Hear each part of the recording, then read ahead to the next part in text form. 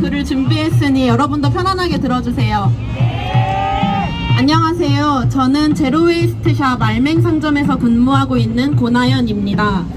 제로웨이스트샵이라고 해서 쓰레기가 0일 거라고 생각하시나요? 아닙니다. 저희 상점에서도 하루에 적지 않은 쓰레기가 나오곤 합니다. 택배도 꽤 오고요. 그 안에는 물건을 둘러싼 비닐이나 종이도 있습니다. 하지만 개별 포장이 아닌 벌크 포장 업체를 물색하고 비닐 포장보단 종이 포장으로, 종이 포장보단 무포장으로 물건을 떼어옵니다. 세제나 화장품을 완제품이 아닌 리필할 수 있도록 말통 제품을 두고 판매하고 있습니다. 그렇게 이미 세상의 기본값이 돼버린 시스템을 거스르고 더 좋은 대안을 찾기 위해 노력하는 곳입니다. 저희는 처음 보는 손님에게 이렇게 묻습니다. 저희 쓰레기 모으는 것 혹시 아시나요? 그럼 사람들은 적잖이 당황해하며 쓰레기요? 라고 묻습니다. 그러면 저는 약간 로봇 모드로 네, 재활용이 어려운 쓰레기를 모아 자원순환을 하는데요. 가지고 오시면 스탬프도 찍어드리고 다 모으시면 리워드 선물도 드려요 라고 얘기합니다. 생활 속에서 쉽게 나오지만 재활용이 되기 어려운 쓰레기들이 저희 상점에 상주하고 있습니다. 이 자리를 빌어 저희가 어떤 쓰레기를 모으고 어떤 물건이 되는지 소개해드리려고 합니다.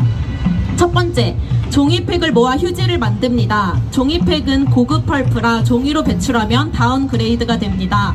종이팩이 일상에서 정말 많이 나오는데 따로 모으는 분리배출 장소가 거의 없어서 모으고 있습니다. 두 번째, 커피가루를 모아 화분과 연필을 만듭니다. 커피가루가 음식물 쓰레기가 아닌 것은 아시지요? 일반 쓰레기로 배출해야 되는데 버려지지 않고 이렇게 획기적인 아이템이 됩니다. 세 번째, 병뚜껑이 다양한 물건으로 탄생됩니다. 손보다 작은 플라스틱은 선별 작업장에서 노동자들의 손에 컨택되지 못하고 일반 쓰레기로 처리되기 때문에 따로 모읍니다. 그 외에도 실리콘은 반찬통 업체에, 양파망은 농부에게로 가서 재활용되고 재사용됩니다. 이렇게 세상 밖에 나온 어떤 것이 세상을 떠돌다가 땅속으로 매립되거나 공기 중으로 소각되지 않고 새 삶을 살게 되는 것, 그것이 자원순환입니다. 작게나마 그 다리 역할을 하는 저희 상점에는 이런 사람들이 옵니다. 동네에 사는 엄마와 딸이 와서 함께 쓸 로션을 리필해 가고요. 중학교 선생님이 반 학생들을 데리고 와서 구경합니다. 수업이 아닌데도요.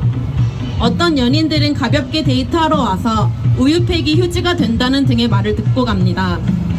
학교에서 환경 강의를 들었던 어린이가 며칠 뒤 부모님의 손을 끌고 와서 병뚜껑을 색깔별로 분류합니다. 모두 평범한 사람들입니다. 알맹상점 역시 내가 쓰는 세제와 샴푸를 껍데기 없이 알맹이만 살 수 없을까? 라는 평범한 바람을 가진 이들이 모여 만든 가게입니다. 2020년 알맹상점이 국내 세 번째 제로웨이스트 샵이었는데 2년이 지난 지금 전국에는 300개에 가까운 제로웨이스트 샵이 생겼습니다. 이들 모두 쓰레기를 쓰레기 취급하지 않고 어떻게든 자원으로 순환시키려 애쓰고 있습니다. 그리고 또 경쟁하며 내 몸만 굴리기보다 함께 도우며 여러 일들을 도모합니다. 올해 극심했던 폭우를 보며 저는 부끄러웠습니다. 지금까지 우리나라가 비교적 자연재해가 적다고 생각하며 안심해 왔거든요.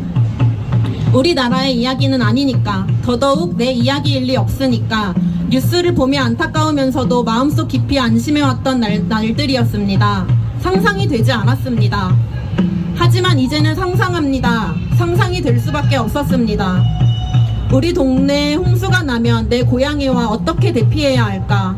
우리나라 대피소엔 반려동물을 동반할 수 없다는데 어디로 대피하지? 라는 상상을 하며 눈물을 훔치고 있었습니다.